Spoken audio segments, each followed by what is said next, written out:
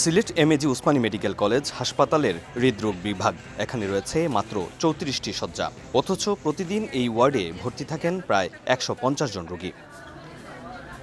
বারান্দা ও করিডোর থেকে শুরু করে ওয়ার্ডের প্রবেশমুখের মেঝেতেও ভর্তি থাকতে হয় রোগীদের। হসপিটালের যে সিট সংখ্যাগুলো আছে এর চাইতে অনেক বেশি রোগী হয়, আর বেশি রোগী হওয়ার কারণে পর্যাপ্ত পরিমাণ চিকিৎসা রোগীরা পায় না। চিকিৎসা ভালো ঠিক আছে, কিন্তু সিট অনেক যদি আরও কিছু বাড়তি হয় তাহলে আরও ভালো হবে, উন্নত মানের হবে। বর্তমানে খুব ক্রাইসিস সিটের, বাইরে থাকা লাগে, রোগীর প্রবলেম হয়। জায়গা হয় না পুরান মেডিকেল। এতে কোনো কমতি নাই, তারা একটু লেন্দি করে, তারা যেমন একটু অনেক সময় তারা একটু সরকারি তো একটু ইয়ে করে, একটু গাফলাতে করে।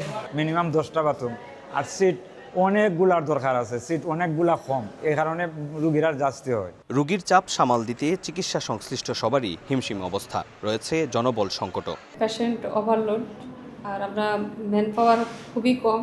তারপরেও আমরা সর্বোচ্চভাবে চেষ্টা করে যাচ্ছি, যেহেতু অসুস্থ মানুষ আমাদের কাছে আসতেছে। চিকিৎসকরা বলছেন দিন দিন বাড়ছে হৃদরোগীর সংখ্যা। মানসম্মত চিকিৎসা সেবা নিশ্চিতে প্রয়োজন হৃদরোগ বিভাগে শয্যা বৃদ্ধি এবং প্রয়োজনীয় জনবল নিয়োগ। প্রশিক্ষিত নার্স, টেকনিশিয়ান এবং অন্যান্য সাপোর্টিং স্টাফ সহ যদি আমাদের শয্যার সংখ্যা একটু বাড়ানো হয়, তাহলে আমাদের এই সীমাবদ্ধতার মধ্যেই আমরা চিকিৎসকরা সিলেট কার্ডিওলজি ডিপার্টমেন্ট অথবা ওসমানী মেডিকেল কলেজের হাসপাতালের সেবাকে আমরা আরও উন্নত করে প্রায় আমরা উন্নত বিশ্বের মতো নিয়ে যাওয়ার চেষ্টা এবং সমগ্র সিলেট বিভাগের মানুষদের সেবা দেওয়ার আমরা দিতে পারবো। হাসপাতাল পরিচালক জানান, শয্যা সংকট নিরসন এবং চিকিৎসা সেবার মান উন্নত করতে নির্মাণ করা হচ্ছে 17 তলা ভবন। সেখানে এক ছাদের নিচে হবে ক্যান্সার, কিডনিজনিত সমস্যা এবং হৃদরোগের চিকিৎসা। যে এখানে একটা 17 তলা বিল্ডিং কিন্তু প্রক্রিয়ার মধ্যে আছে। এটার আউটার স্ট্রাকচার প্রায় শেষের দিকে 98%। এখানে আমাদের 3টা বিভাগ যাবে। এটা একটা প্রজেক্টের আন্ডারে আছে,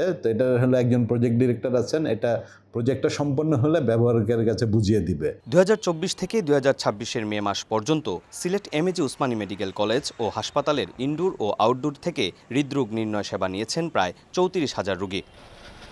অপু বণিক, সময় সংবাদ, সিলেট।